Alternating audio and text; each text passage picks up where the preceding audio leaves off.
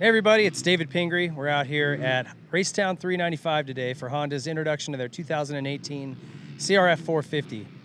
And some changes that are not super sexy if you're just looking at the bike, but some things that really are going to make a big difference. Obviously, one of those big changes is the electric start, which I think is a win for everybody. I haven't met anyone that still likes to kick their bike. I'm still mending up from a knee surgery, so I got my buddy Bryce Vallee. He's going to do some riding for us today. And he started out on the 2017 model. They have a few of those out here for us. He hasn't ridden that either, so we got him comfortable on that bike already. And we're going to send him out on this and have him give us a good back-to-back comparison. So we'll go over some of the changes on this new machine, and then we'll send him out on the track. So the big changes on the 2018 CRF450 obviously are the electric start. And something they were talking about here today was how they didn't just go to the electric start, they really went all in. The battery that they use is a very light, very expensive battery. Andrew Short was talking about it's the same one they use on the race team. And he was shocked that they actually spent the money to go to this really light, really reliable battery. But Honda just has a standard that they wanted to stick to, and that's the only one that met it.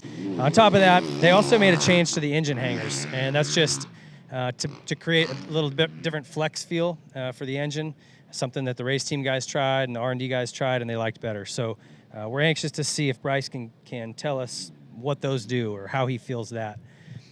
Also new for 2018, the 17 model, if you were a heavier guy, anything over probably 200 or 180 pounds, you thought the springs were too soft, especially the fork. We got a lot of that feedback last year. Now myself at 172 pounds, I love the 17 model. The spring rates for me were perfect. In fact, it's one of the few 450s I could just jump on and didn't have to change springs. For 2018, they've gone to stiffer springs front and rear. So bad news for me, but great news for guys like Bryce Vallee who are at about 185. Anyone in that range, this is going to be a better setup for you. And lastly, for 2018, they've got a different ECU settings. You've still got 3 maps up here you can choose between. Map number 1 has been changed, so it's a little bit different. And that was just geared at finding a little bit better delivery of power. Anytime you obviously add electric start, it does change the characteristic of the engine as you're trying to spin that the battery charger. So 2 and 3 are still the same, but map 1 has changed. So we'll also see if we can get some feedback on what that feels like once Bryce is out on the track.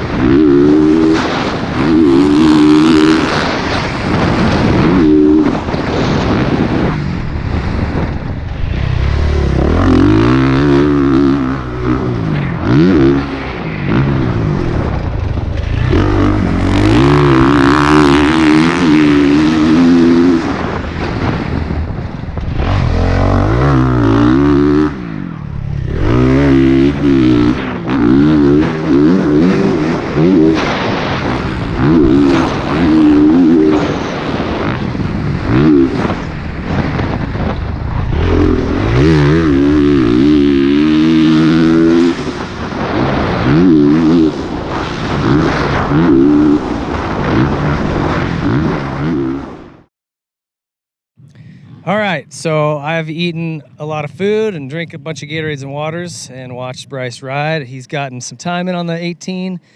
Give us, first of all, a little bit of breakdown between the 17 and 18. What are the differences? So 17 felt pretty good. I mean, easy to ride, you know, feels skinny enough under your feet or like between your legs, so it's easy to manage through the bumps and ruts and stuff like that. But then I switched to the 18. Oh no, on the 17 the suspension was a little soft for me. On the 18, suspension right away was way more set up for a guy my weight, with 185, 190, somewhere in there, or an more aggressive style rider. It, to me, felt like it may have handled a little bit better with the engine brackets on it, yes, as well. And then overall, with the mapping, felt like it had a little more to it than the 17, but still manageable power. So overall a little bit stronger. And then you ran through all 3 different maps as well. One was the same, but one has changed. 2 and 3 are different. So take us through 1, 2, and 3 on those maps. So 1 was anyone could ride it. It's going to hit too hard. You're not going to feel overwhelmed with the power. It's very smooth power. 2, I didn't notice a huge difference from 1 to 2. It felt more of maybe like a traction control kind of a setting. And then 3, I noticed quite a big jump in just more aggressive on the power. Winds out a little bit more and hits a little bit harder on the bottom, but nothing overwhelming to where you wouldn't want to use that setting for, you know, an extended period of time. And so 3 was the one, if you were going racing, you decided you'd get map 3. Yeah, 3 would be the one I would pick. Okay, so and kind of what we talked about earlier on, the 17 was set up sprung for lighter riders. So it sounds like, you know, you kind of confirmed that this year they've gone to catering more for the 185, 190, 200-pound guys, which probably is a more typical 450 rider anyway. So just keep that in mind. You may want to go back to the 17 fork spring settings if you're a lighter rider. The engine hangers, you said slight feel, but not too much. Hard to notice a change like that. It's very subtle. Yeah, I think if anything, it was more when you would drop into a section or in between, you know, jumps. It felt like it really kind of stuck to the ground, opposed to the 17 felt like it could push on you a little bit in certain areas, but just felt like maybe you had a little bit more feel and control of the bike. Okay, and some of that could be suspension too. That's why it's hard to tell when you go to such a stiffer suspension setting. To feel that engine hanger is probably going to be real subtle. Yeah. What else? What was your other impressions about the bike? Electric start. I got bad hips, and I can't believe I used to kickstart bikes after having an electric start. It's the best thing ever. Yeah, I don't imagine it's going to be long before everybody's going to these. They're so nice. From whether it's a crash situation or just bad hips, bad knees. I mean, I don't think we've got a good set of knees and hips between us. So one thing about this we did find out too is you got to have the clutch pulled all the way in for this electric start to work. That's different from some other models, and it needs to be fully all the way in. If we tried it like halfway out, 3/4 of the way in, and it won't turn over. So just something to think about. Anything else you want to add? No, I had a great time riding it. It felt really good. I adjusted to it quickly, and yeah, comfortable bike to get on right away, isn't it? Absolutely.